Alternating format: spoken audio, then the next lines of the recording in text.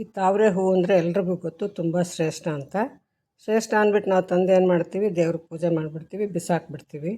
ಆದರೆ ಅದರದ್ದು ತುಂಬ ಉಪಯೋಗಗಳಿದೆ. ಅದನ್ನು ನಾವು ಒಂದೊಂದಾಗೆ ಉಪಯೋಗಿಸ್ಕೋಬಹುದು. ಕೆಲವನ್ನು ನಾನು ಈಗಾಗಲೇ ಹೇಳಿದ್ದೀನಿ, ಇನ್ನು ಕೆಲವನ್ನು ಇವಾಗ ಹೇಳ್ತೀನಿ ನೋಡಿ.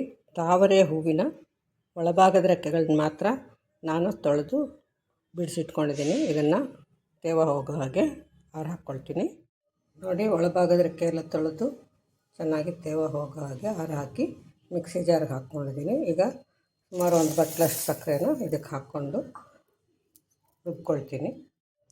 ಕೊನೆಯಲ್ಲಿ ಒಂದೆರಡು ಚಮಚಕ್ಕೆ ಒಳ್ಳೆ ಕುಡಿಯೋ ನೀರು ಹಾಕ್ಕೊಂಡು ಇನ್ನು ಸ್ವಲ್ಪ ನುಣ್ಣಗೆ ರುಬ್ಕೊಂಡಿದ್ದೀನಿ. ಇದನ್ನು ಇವಾಗ ಜ್ಯೂಸ್ ರೂಪದಲ್ಲಿ ಸೇವಿಸೋಣ.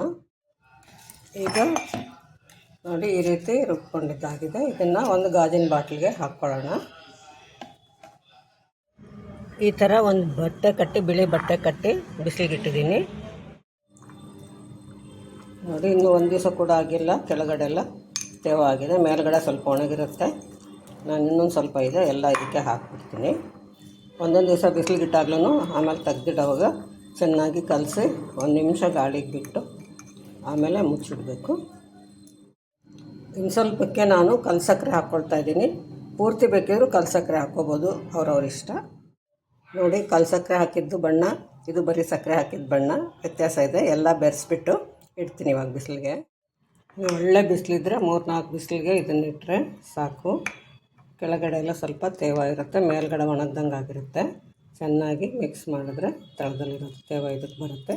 ಕೊನೆ ಸರಿ ಇದಕ್ಕೆ ನಾವು ಜೇನುತುಪ್ಪ ಮನೇಲಿ ಇಟ್ಕೊಂಡಿರ್ತೀವಲ್ವ, ಆ ಜೇನುತುಪ್ಪನ ಇದಕ್ಕೆ ಒಂದು ಸ್ವಲ್ಪ ಹಾಕ್ಕೊಳ್ಳೋಣ.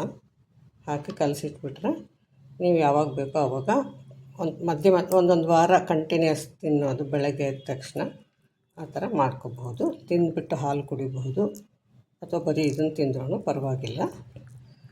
ಇದು ತುಂಬ ಆರೋಗ್ಯಕ್ಕೆ ಒಳ್ಳೆಯದಾದಂಥ ತುಂಬ ಅಪರೂಪದ ತಾವರೆ ಹೂವಿನ ಗುಲ್ಕನ್ನ. ಗುಲಾಬಿ ಹೂವಿಂದು ಎಲ್ರಿಗೂ ಗೊತ್ತೇ ಇರುತ್ತೆ.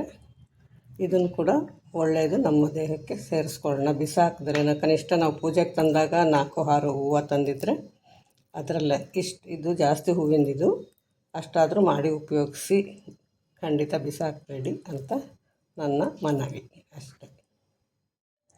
ಈಗ ಸೋಸಿದ್ದಾಗಿದೆ. ಇದು ತಾವರೆ ಹೂವಿನ ಜ್ಯೂಸು ಕುಡಿಯೋದಕ್ಕೆ ಸಿದ್ಧವಾಗಿದೆ.